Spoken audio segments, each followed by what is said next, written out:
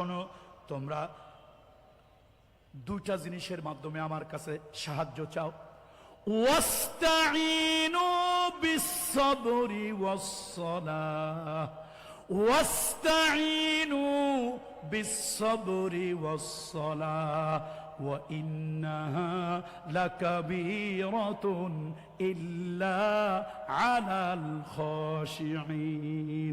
বন্ধুরা আমার, নামাজ এবং ধৈর্যের মাধ্যমে আল্লাহ তাআলা আল্লাহর কাছে সাহায্য চাওয়ার জন্য বলেছেন। ধৈর্য হলো মানুষের জীবনের একটা মহৎ গুণ। আল্লাহ তাআলা ধৈর্যশীলদেরকে পছন্দ করেন। আমার নবী মুহাম্মদ রাসূলুল্লাহ সাল্লাল্লাহু আলাইহি ওয়াসাল্লাম মক্কায় তিনি নির্যাতিত হয়েছেন, 13টি বছর নির্যাতিত হয়েছেন। 36 মাস আল্লাহ নবী শিয়াবে আবি তলেবের ভিতরে ওই আয়না ঘরের মতো কঠিন জেলখানায় বন্দী ছিলেন। তায়েফের জমিনে আল্লাহর হাবিব আল্লাহ নবী তায়েফের জমিনে গিয়েছেন দাওয়াত দেওয়ার জন্য। এই দুনিয়ায় সব পয়গম্বর, সব নবীদের দাওয়াত একরকম ছিল। এই দুনিয়ায় আমাদের দেশে এক এক হুজুরের দাওয়াত একরকম, এক এক পীরের জিকির একরকম, কিন্তু দুনিয়ায় সব পয়গম্বরের দাওয়াত ছিল একরকম। আনি'বুদুল্লাহ ওয়াজতানিবুত তাগুত আইয়ুহান নাস কুলু লা ইলাহা ইল্লাল্লাহ তুফলিহুন। আল্লাহ, মুহাম্মদ রাসূলুল্লাহ এই দাওয়াত নিয়ে রাসূলুল্লাহ তায়েফে গেলেন। আমার হাবিবে কিবরিয়ার গায়ের উপরে বৃষ্টির মতো পাথর তারা নিক্ষেপ করলো। রাসূলুল্লাহর গায়ের এই চামড়া বিভিন্ন জায়গায় ক্ষতবিক্ষত হয়ে গেল, রক্ত ঝরে ঝরে রাসূলুল্লাহর মুজা জুতা টাইট হয়ে গেল। আমার রহমতের নবী তিনবার করে বেহুশ হয়ে জমিনে পড়ে গেলেন। রাসূলুল্লাহকে আদ্দাস নামক একটা লোক আল্লাহ রসুলের কাছে একটু আঙ্গুর সিপড়াইয়া, তার দিলের ভিতরে দয়া হলো, মায়া হলো, নবীজিকে একটু আঙ্গুর সিপড়াইয়া আল্লাহর হাবিবকে একটু শরবত দিল। ওইটা নবীজি খেলেন, শরীরটা একটু ভালো বোধ হলো। রুহুল আমিন জিব্রাইল রাসূলুল্লাহর কাছে চলে আসলো। ইয়া রাসূলুল্লাহ, ইয়া হাবিবাল্লাহ, শুধু একবারের জন্য আপনি একবারের জন্য বলেন তায়েফবাসীদেরকে জমিনে পিষে একাকার করে দেব। ধৈর্যের প্রতীক আমার রহমতের নবী রহমাতুল লিল আলামিন। নবীজি মাথা গরম করলেন না, অধৈর্য হলেন না, সাথে সাথে ব্যবস্থা নেওয়ার জন্য বললেন না। আমার রহমতের নবী ধৈর্য ধারণ করলেন। উহুদের যুদ্ধে রাসূলুল্লাহ ধৈর্য ধারণ করেছিলেন। মা আয়েশা সিদ্দিকা রাদিয়াল্লাহু তাআলা আনহা, তার চরিত্রে যখন কলঙ্ক দেওয়া হলো, এটা ছিল মানসিক যন্ত্রণা। উহুদের মাঠে ছিল শারীরিক যন্ত্রণা, ওই যে তায়েফের জমিনে ছিল শারীরিক যন্ত্রণা। আর মা আয়েশার চরিত্রের উপরে যখন কলঙ্ক দেওয়া হলো, নবীজির বুকের পাঁজর যেন ভেঙে গেল। আল্লাহ নবী যেন কষ্ট পেলেন। তার অত্যন্ত প্রিয়তম স্ত্রী, তার চরিত্রের ব্যাপারে লোকেরা খারাপ কথা বলেছে, নবীজি ধৈর্য ধারণ করলেন। এটা হলো মানসিক যন্ত্রণা থেকে। আর ওই যে উহুদের ময়দানে নবীজি শারীরিক যন্ত্রণা থেকে, তায়েফের জমিনে শারীরিক যন্ত্রণা থেকে আমার হাবিবে কিবরিয়া ধৈর্য ধারণ করলেন। আল্লাহ তাআলা ধৈর্যের বিনিময় উত্তম জাযা তাকে দান করলেন। হযরত আইয়ুব আলাইহিস সালাম দেহের ভিতরে কীড়া পড়ে গিয়েছিল, তিনি সাবরে জামিল উত্তম ধৈর্য ধারণ তিনি করলেন। সেই ধৈর্য ধারণ করার জন্য আল্লাহ তাআলা তার ধন দৌলত সম্পদ, আল্লাহ তাআলা তার সব রাজত্ব আবার তাকে ফিরাইয়া দিলেন। হযরত ইউসুফ আলাইহিস সালামকে হারাইয়া ইয়াকুব আলাইহিস সালাম কাঁদতে কাঁদতে, কোরআন শরীফ বলে কাঁদতে কাঁদতে চোখ ফ্যাকাশে হয়ে গেল, প্রায় অন্ধের মতো হয়ে গেল। তিনি এত কাঁদলেন কিন্তু কাঁদলেও আপনার আমার মতো হাহুতাশ করেন নাই, চিৎকার চেঁচামেচি করেন নাই, সবরে জামিল, উত্তম ধৈর্য ধারণ করেছেন। সেই উত্তম ধৈর্য ধারণ করার বিনিময় আল্লাহ তাআলা উত্তম পুরস্কার আল্লাহ তাআলা তাকেও দিয়েছেন। আজকের এই সমাজ কল্যাণ পরিষদের আজকের মাহফিলের লক্ষ জনতাকে আমি আপনাদেরকে এই অনুরোধ করব, এই অনুনয় বিনয় করব, আসুন, ধৈর্য হলো মানব জীবনের একটা উন্নত গুণ।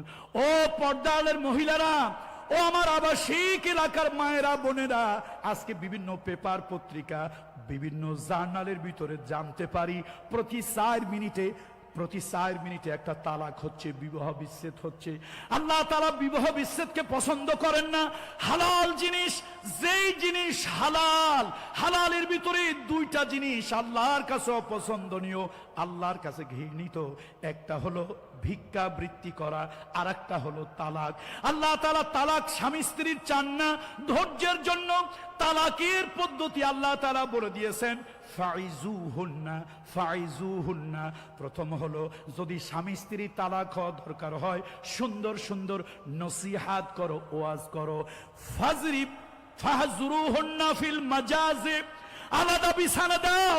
কথায় কথায় বউকে তালাক দিও না। তালাক দেওয়াটা আল্লাহ পছন্দ করেন না।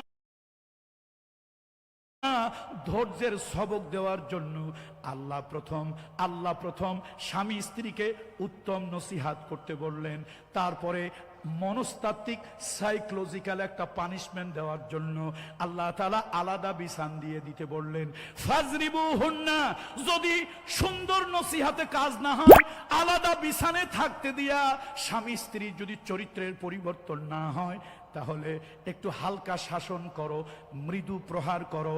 তাতেও যদি কাজ না হয়, ফাবআসু হাকামাম মিন আহলিহি ওয়া হাকামিম মিন আহলিহা, তাহলে স্বামী আর স্ত্রী উভয়ের পক্ষ থেকে মুরব্বীদেরকে নিয়ে একটা আরবিট্রেশন করো।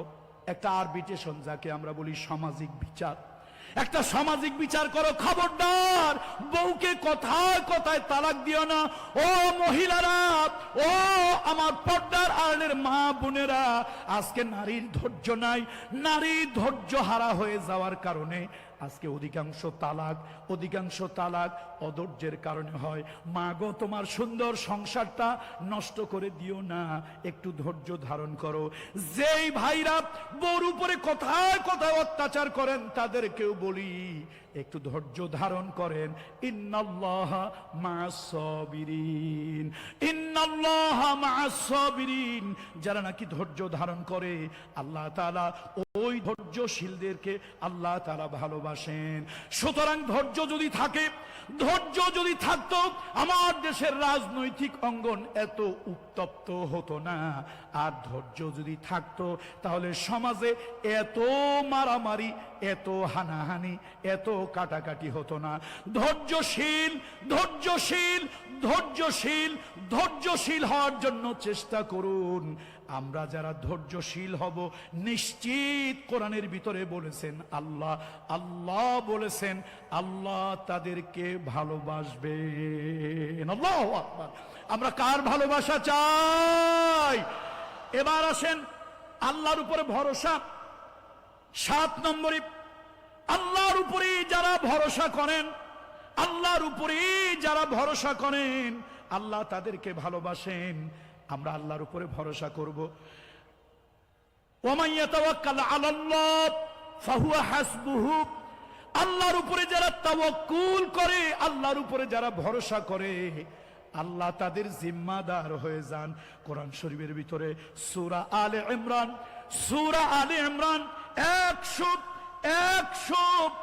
146 নম্বর আয়াতের ভিতরে আল্লাহ তাআলা বলেছেন, ওয়াল্লাহু ইউহিব্বুস সাবিরিন, ওয়াল্লাহু ইউহিব্বুস সাবিরিন।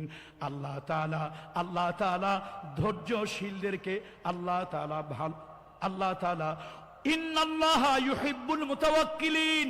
আল্লাহ তাআলা আল্লাহর উপরে ভরসাকারীদেরকে ভালোবাসেন। আল্লাহ তাআলা আল্লাহর উপরে যারা ভরসা করেন, আল্লাহ তাদেরকে ভালোবাসেন। বন্ধুরা আমার, মুরব্বীরা আমার, আল্লাহর উপর ভরসা, এটা অত্যন্ত দামি একটা গুণ।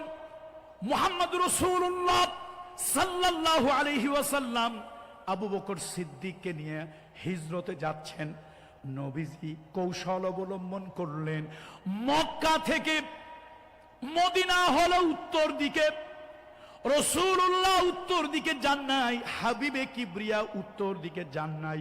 নবীজি কৌশল অবলম্বন করে দক্ষিণ পূর্ব দিকে চলে গেলেন, গারে সুর, সুর পাহাড়ে চলে গেলেন। ওই জায়গায় আল্লাহর হাবিব আবু বকর সিদ্দিক রাদিয়াল্লাহু তাআলা আনহু তাকে নিয়ে অবস্থান করতেছেন, তাকে নিয়ে রাসূলুল্লাহ ওই জায়গায় অবস্থান করতেছেন।